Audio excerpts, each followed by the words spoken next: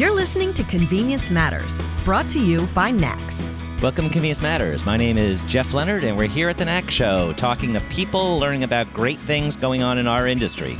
And I'm Carolyn Schneer, also with NACS. Thanks for coming today.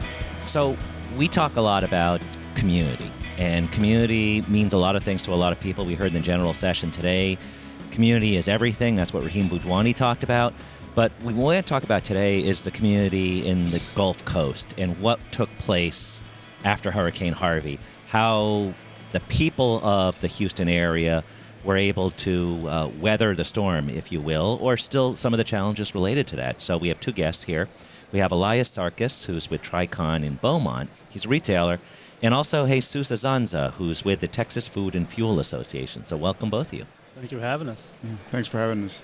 So I guess let's just start off. The one thing, you heard a hurricane was coming, and you had a sense that it was going to be pretty bad.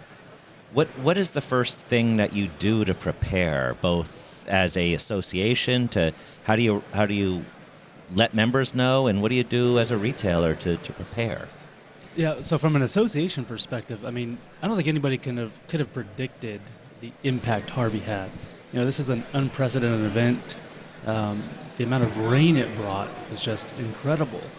It landed on August 25th in Rockport, which is about 30 miles northeast of Corpus.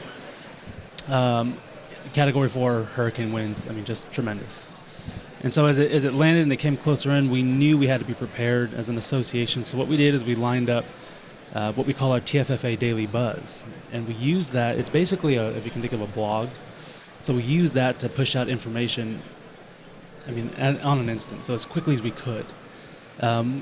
We used email and some other avenues. But we had as the state prepared and the State Operations Center, which is an umbrella under the Department of Public Safety, as they were activated, we knew we had to leverage that opportunity. We had an inside staff person working 50 feet underground in a bunker, 12 days straight. And so we knew we had to take that information that he was our eyes and ears on the inside, and bring it out, push it out to our members, Elias and others, and the industry in general. And as we did that, media started to catch wind of it. They started to read what we were putting out, press releases and things of that nature. So it really allowed us to, tell the story and bring the spotlight to our industry specifically, because there were so many people impacted by Hurricane Harvey. And so we did our part. It was small, but again, I think we were loud, and that's kind of how we leveraged that. So, and also Elias, so how do you prepare? I think a lot of members may know what they do if they're not in a hurricane area, but what is the checklist you go through, and at what point do you say, okay, now we just need to get out of here? Well, for us, it was very difficult to prepare because our area was not supposed to be affected. The actual Hurricane Harvey changed course, and we were targeted at the end of the storm. But during the whole period before that, there was a lot of buying, shortages of fuel, people evacuating. And the stressful thing is to have those stores full of fuel on main evacuation routes. And we were working with TFFA to keep those routes wet, what we call in our business, and till we couldn't operate them. Some people they were surrounded by water in the stores. We had to evacuate them with boats till the last minute. So, but it was very hard to keep the stores full of fuel. That was the big challenge for us. So you're saying that were your gas pumps underwater? Everything, the whole store was flooded? Floors? Yes, we had 3 locations that had pumps. 2 of the 3 locations had pumps about 3/4 to the top of the dispensers. Wow, what happened? Are they unusable at that point? Of course, yes. Oh wow. Yeah, the whole location has to be replaced basically. All the walls have to be gutted out because of mold issues, and so. So how do you move around employees that aren't going to be at the store that they thought was their job? What are some of the logistics that involved with that? Well, the challenging part after the storm was to actually start accounting for employees. Are they safe? Have they evacuated the area? And who have been hurt by the storm? People lost homes, cars, or family members that have evacuated they had to attend to, like parents. For us, it was difficult. We lost about 22% of our employees that lost their homes or their cars. 43 families basically were affected in our company. So it was not only difficult to get the help, but as well emotional help from us as a company to help them get back on their feet. I can imagine. I mean, you watched the stories now recently in Puerto Rico, and they couldn't get the workers and the trucks and everything moving again. So if you can't get the infrastructure that supports the rest of the infrastructure up, that's a problem. And I know you were, like you said, you were after the fact. So by this point, parts of Texas are still sort of recovering. And then in Beaumont, I believe you were just starting to get the floods and everything. So it was just continually going. How long well, it's probably still going on, but how long was just the major crisis? It was about 2 weeks. There were 60 when Governor Abbott, Greg Abbott, who's the governor of Texas, issued his disaster proclamation. When it was all said and done, it was about 60 counties in Texas. There are 254 counties total, and about 25% or so. And of that, represents 42% of the state's population. And so the gravity and the size and the scale of this thing was just so massive. It became difficult to kind of manage. And there are still issues going on. Today, 3 weeks ago, I was at a location in northeast Houston, and they were out of fuel. Mm-hmm. And so they're still experiencing an impact from Harvey, which happened again, over a month ago, almost 2 months. But the impact to the actual people that live there that lost homes is going to go on for a very long time. I mean, we have employees that just now removing sheetrock out of their homes, trying to buy a car. There's shortages of vehicles as well in the market. So if you don't have a car, it's difficult to get to work. And as we know in the convenience industry, some people live paycheck to paycheck. So it's been a big struggle for a lot of them. So as a company, we came in and created a fund to try to help them go through this and even give manpower to help them restore their homes and try to get them back on their feet. So. Wow, tell me a little more about that. So is that a customer donation program, or are you matching? Well, yes, we are matching dollar for dollar, and we are using our convenience store to collect some funds as well, and vendors that are willing to come and assist us. And we're not publicizing, we're not seeking it, but right. If people are reaching out to us, we definitely are very glad to be able to receive the funds and match it and help our employees to get back on their feet. That's amazing. And one of the things that was most helpful to me thinking about the broader issue, and of course it was a huge issue nationwide because it was the Gulf Coast, 32% of the refining capacity was down. So there was great concern for the Gulf Coast and how safe everybody will be, but there was also the element of, will I get gas? Right. And people are thinking about it from two different reasons. What the what the Texas Association did was the daily buzz, I thought, was incredible. I would check that like a ticker, and just constant updates and really good updates. What did you learn from that whole experience, and how do you go forward? Is it most helpful to members? Is it most helpful to the media? Because that was really that's where I got my information. That's a great question. And it grew kind of as we went on, and this is minute by minute, hour by hour, day by day. And so we initially started just posting information to our members to get prepared to hurricanes coming. But as we went on, we started posting information about school closures and road closures and really anything else related to the hurricane outside of anything that would impact the community around us. And so we got questions and calls from consumers asking, I'm traveling to Texas with 100 kids for a tournament. Are we going to have gas to get there? And so it became a real, concern to the general public. And we felt the need to kind of help and reach beyond just our membership, keeping them at our core, but still, help the community out in any way we could. And so the Daily Buzz became, the cornerstone of that. And we were fortunate enough that it gained enough traffic, and the media started to pick it up and run with information we posted there. And so it really helped spread the word like wildfire. And then, on top of that, NACS came out with a Harvey resource page, and that helped out additionally. And so the community really worked together. We also had support from other state organizations and PMAA and those groups at the federal level. So I mean, we all kind of came together to help out our industry and our communities.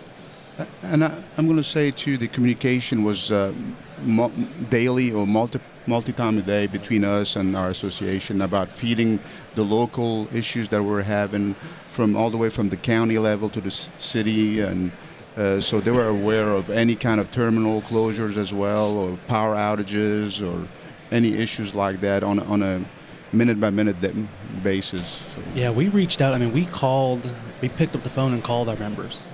And we said, what are your issues? Tell us what's going on with you. How can we help? And so we did that internally. Staff over the course of before, during, and after that 2-week period, we logged about 250 overtime hours between 4 of us. And so it didn't feel that way, though, because we were helping out our members, and so, taking that into consideration, Elias mentioned the fund he's doing for his employee, and there are other members like that, but it's not getting publicized, and we understand why. It's a sensitive issue. But, we really commend Elias and the other members like him who are doing that. And one of the things we heard with a speaker yesterday, he was talking about the difference between a job and a career. And the shortcut is, he said that a career is where there's not enough hours in the day. A job is where you can't wait for the day to be over, counting down the hours in the day. And when you hear those stories about doing all that overtime, it doesn't feel like a job. Right. It feels like something more important. And that's really what convenience stores are all about. They're in communities, they serve communities, and when the community is in trouble, you help them. Maybe there's a business case down the road, but we heard more from people this time, reporters, that, wow, convenience stores are part of the solution. And you heard some of those issues about gas prices, but not like you used to. And that's because of the work that an awful lot of people have done since the last major hurricane season, 2005. Right. Yeah, the convenience store industry really came together. You heard those instances with price gouging, for example.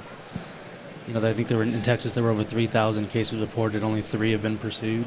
But there was an overall understanding with the consumers in the industry that, we're looking out for their best interests. And also those, I think 60-70% of those convenience stores are, owned by single operators, or they're independently operated. Understanding that those are families as well that have been impacted by this situation. And so it was really, personally and as an association, heartwarming to be a part of something like this. And really it was just a roller coaster ride of emotions. I could see it internally in our own staff as well. We could hear it from our members over the phone. Some who lost all, and some who were okay, but had family or friends who lost all. So really just kind of wide-ranging. It's something to be a part of. How many people are on your staff? We have 8. 8, yeah. Small office. So we had 4 working, really 4 around the clock on this issue. One of which was Scott Fisher, who's our senior VP of public policy, and he was down in a bunker 50 feet underground underneath the state capitol, 12 days basically straight, working with the State Operations Center, which is a public-private group, to handle fuel distribution issues and really retail issues in Texas. And so, excuse me, it was he was our eyes and ears on the inside, and the work he did was incredible. It was. I wish I could have been down there myself, but I had to take what he was giving me and then feed it out to the rest of you guys. Well, I hope you don't have to go through a situation where you do have to do that again. That's an incredible number. I mean, we have 70 or more staff at NACS and our entire staff, but there was about 6 or 7 of us that we called it the hurricane huddle, because all of a sudden it was Jeff and I and a couple other colleagues just looked at each other and said, oh no, there's something happening. There's a hurricane coming, and I think you and Jeff were speaking. So we immediately started convening every single day for the next at least week and a half, I think we were talking. And then we brought in our government relations group, and we really all came together. And I think total we had maybe 8 of us in there, meeting regularly, daily, weekly, and then we did a couple of special podcasts. But we learned from that. And then unfortunately there was another hurricane, 2-3 weeks later, in Florida, so we watched that one, and then Puerto Rico. So we've been monitoring everything, but we've been learning, and we've been learning from you how we can help serve our NACS members, our suppliers, and the media. As Jeff said, we got way fewer media calls than we would normally get. So I think And that's a good thing. And that is a good thing. The media calls that came in were like, how can we help? How can we get your message out? So it's helping to work and hear what you've been doing and what worked, and so we can grow from that. So we appreciate that you're sharing this with us today too. Yeah, and just to kind of touch up on that, 3 of the 4 staff members had never been through anything like this, and so we were learning on the fly. Mm-hmm. And we really grew together as a group, as an association staff, to really help support and serve our members. And so, we're thankful for that.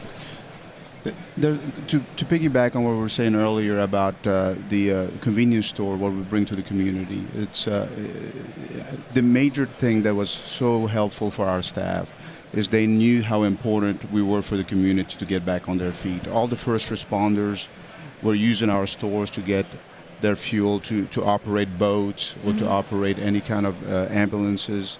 They understood how critical it was to get our drivers back in operation. Some of them were stuck on like a little island in the city because of water. They had to go pick them up with a boat so they can run the trucks to get fuel to these locations. The human resources were doing payroll, walking with boots into our office to get to the second floor where it was wet. But that's the main thing, is everybody realizes how the convenience store industry is so critical to get people back on their feet. It sounds very, we're also used to a convenience store being open, but when they close down, it does put a hurdle to the communities. And we don't need more of these events, but they do happen.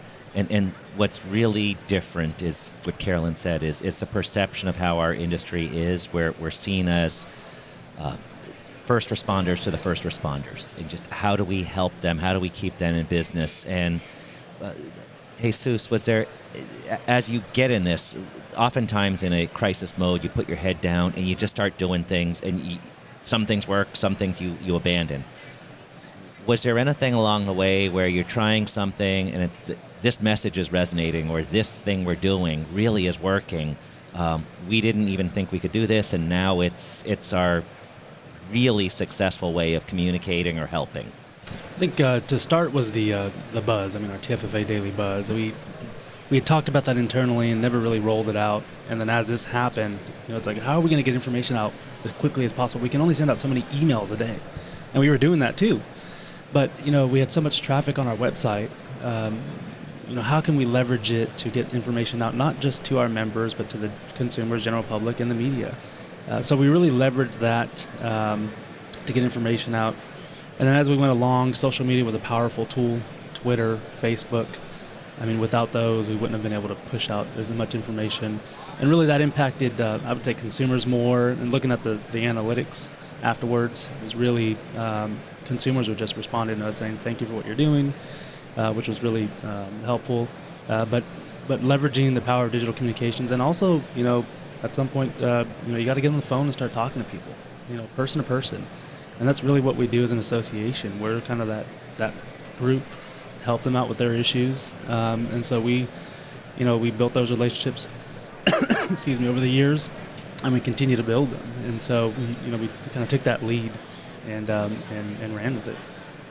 So I'm assuming you're probably still keeping up with some policy issues or things that are coming out and everything. Where can someone go to find out more information, whether you're members or our members, what they need to know about restoration and relief and everything? So our daily buzz is on our homepage now, tffa.com, and it's right there. Scroll down, you'll see it, and that's where we're keeping a log of everything. We're also sending out Hurricane Harvey related specific emails, and so we're continuing to communicate that way. But really, our buzz is going to be our foundation for everything we do, and that's where you can find anything. You can do a search, search Harvey on our website, and you'll see it.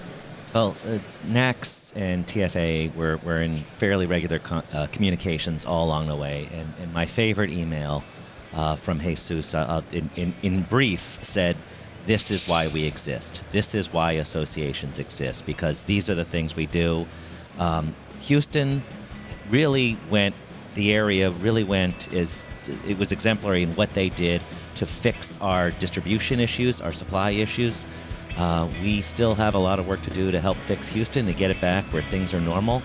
But thank you so much, you two, for what you did to help us and help us today with Convenience Matters. And thank you for listening to Convenience Matters. You've been listening to Convenience Matters, brought to you by NACS. For more information, go to nacsonline.com.